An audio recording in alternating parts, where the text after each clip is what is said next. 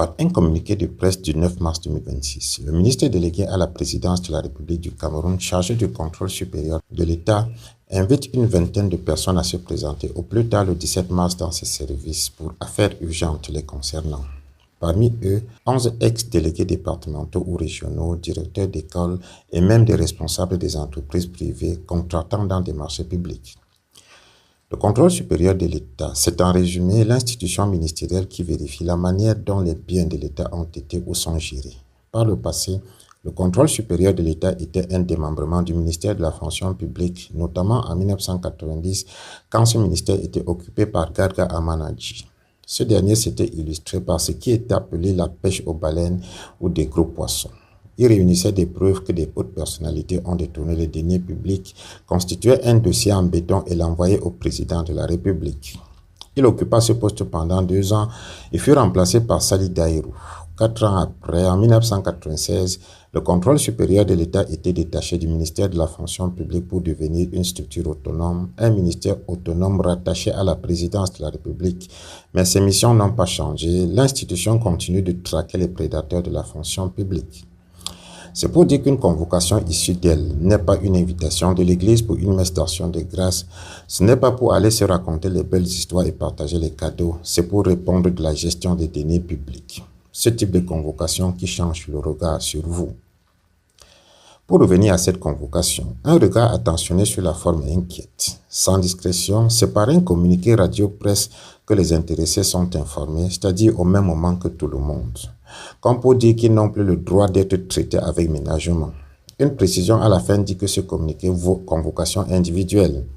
La pression devient psychologique et la tâche indélébile. Tout le monde sait désormais qu'ils sont convoqués. Et c'est sur le mental d'ailleurs que tout se joue. Être convoqué ne veut pas dire qu'on est coupable, certes, mais ça veut aussi dire qu'on risque de ne pas être innocent. Et cela suffit pour le public qui se fait une opinion.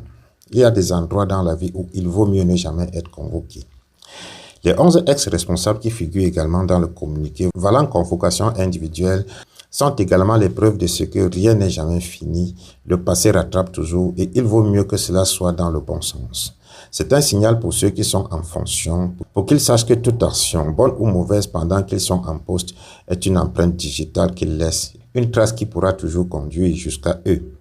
Au-delà de toute tentative d'atténuation des faits, il faut garder les yeux ouverts. Si le consup convoque, c'est qu'il y a quelque chose qui ne va pas. Et cette chose n'est pas nouvelle, elle s'appelle la prédation.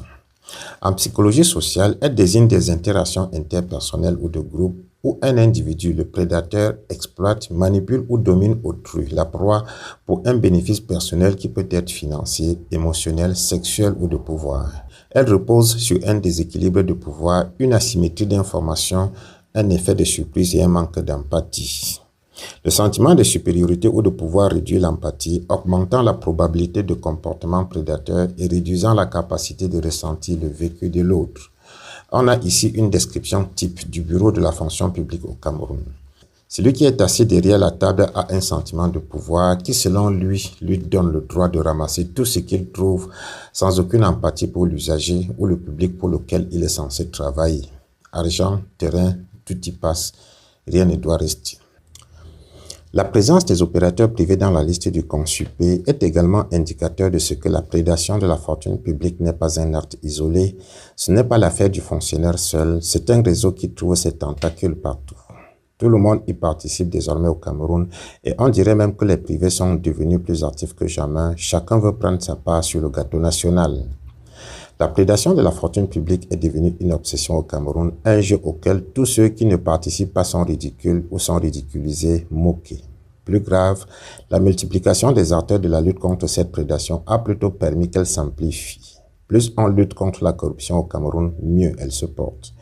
C'est pour cela qu'il devient difficile de donner plus de crédit que cela à une convocation comme celle du 9 mars signée du ministre Mba Acharo Sofo-Mundam.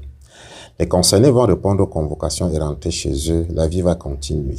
La prédation est organisée et entretenue avec des rôles répartis. Ceux qui détournent, ceux qui les aident, ceux qui viennent voir si l'argent est détourné, ceux qui convoquent et entendent, ceux qui jugent et ceux qui gardent les jugés.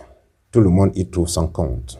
Au fait, à quoi servirait le tribunal criminel spécial, l'Agence nationale d'investigation, le CONSUPE, la CONAC, si la corruption n'existait plus? ou par analogie, à quoi servirait un général de guerre s'il y avait la paix partout? Trouver la réponse équivaut à comprendre pourquoi la corruption perdure et pourquoi les guerres ne finissent pas.